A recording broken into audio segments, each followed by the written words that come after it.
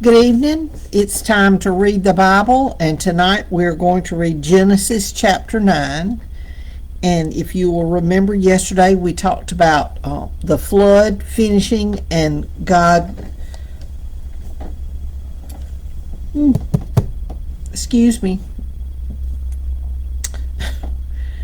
God starting to tell Noah about the covenant he was making. So I'm going to back up to that part and read that part too. So actually I'm starting in chapter 20. Then Noah built an altar to the Lord and took some of every clean animal and some of every clean bird and offered burnt offerings on the altar. And when the Lord smelled a pleasing aroma, the Lord said in his heart, I will never again curse the ground because of man, for the intention of man's heart is evil from his youth.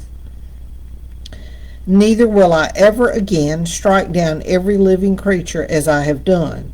While the earth remains, seed time and harvest, cold and heat, summer and winter, day and night shall not cease. And God blessed Noah and his sons, and said to them, Be fruitful and multiply and fill the earth. The fear of you and the dread of you shall be upon every beast of the earth, and upon every bird of the heavens, upon everything that creeps as the ground, and all the fish of the sea. Into your hand they are delivered. Every moving thing that lives shall be food for you. And as I gave you the green plants, I give you everything. But you shall not eat flesh with its life, that is, its blood. And for your lifeblood I will require a reckoning from every beast. I will require it. And from man, from his fellow man, I will require a reckoning for the life of man. Whoever sheds the blood of man, by man shall his blood be shed. For God made man in his own image. And you, be fruitful and multiply, increase greatly on the earth and multiply in it. Now, I'm reading this part in our Bible recap.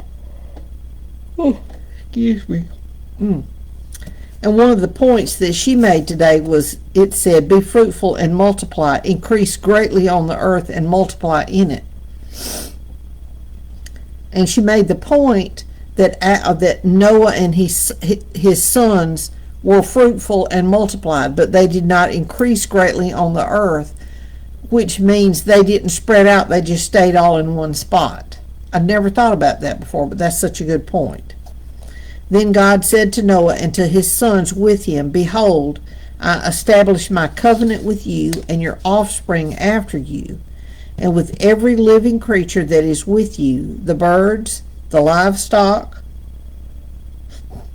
and every beast of the earth with you, as many as came out of the ark. It is for every beast of the earth. And I have a note over here, God's covenant was with all creation.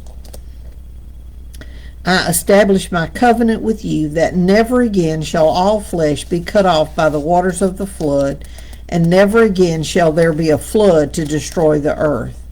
And God said, This is the sign of the covenant that I make between me and you, and every living creature that is with you, for all future generations. I have set my bow in the cloud, and it shall be a sign of the covenant between me and the earth. When I bring clouds over the earth, and the bow is seen in the clouds, that's the rainbow, I will remember my covenant that is between me and you and every living creature of all flesh. And the water shall never again become a flood to destroy all flesh. When the bow is in the clouds, I will see it and remember the everlasting covenant between God and every living creature of all flesh that is on the earth. God said to Noah, This is the sign of the covenant that I have established between me and all flesh that is on the earth. Noah's descendants. The sons of Noah who went forth from the ark were Shem, Ham, and Japheth. Ham was the father of Canaan. These were the sons of Noah, and from these the people of the whole earth were dispersed. Noah began to be a man of the soil, and he planted a vineyard. He drank of the wine and became drunk and lay uncovered in his tent. And Ham, the father of Canaan, saw the nakedness of his father and told his brothers outside. Now, I've heard several different theories about this. It seems to me like Ham was making fun of his father. That's the first thing. And the other thing, I have heard some people say that he actually saw his parents naked, not just his father, because, the Bible says when you're married, you're one. And so he actually saw, I don't know if that's the way that means that or not, but Ham was making fun of his father for being drunk and naked. Then Shem and Japheth took a garment, laid it on both their shoulders, and walked backward and covered the nakedness of their father. Their faces were turned backwards, and they did not see their father's nakedness.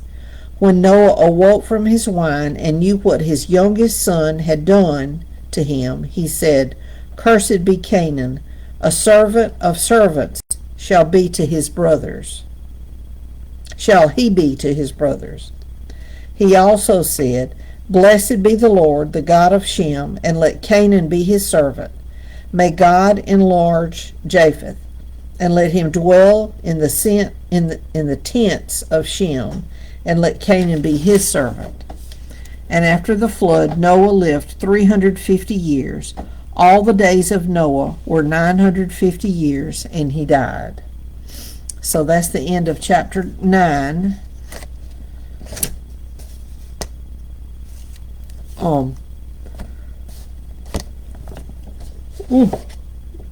Y'all, I promise I don't start yawning until I start reading my Bible. That's just crazy. Thank y'all for joining me tonight. Don't forget, we'll do Bike Church tomorrow night, 6 o'clock on 3-in-1 Ministries. And I will remind you that I sent out newsletters, probably been a week ago now. If you would like to get a newsletter, I'll be glad to mail you one. Just send me a message with your mailing address. Don't post it on here. I don't like for people to have that kind of information out. So just shoot me a message and let me know, and I'll be glad to send it to you. And excuse me. For right now, I'm just going to be doing them once a quarter. Probably do that a couple of times till I can get back into the habit of doing it, and then I'm going to move it to monthly. And who knows, things may roll around, and by next month I may be ready to do it again. But my plan is right now the next one will be April. So if you would like to get one, let me know, and I'll be glad to send it to you. I don't mind printing some more of this one and sending that or getting that to you either. But anyway, thank you for joining me tonight, and I will see you tomorrow night at Bike Church.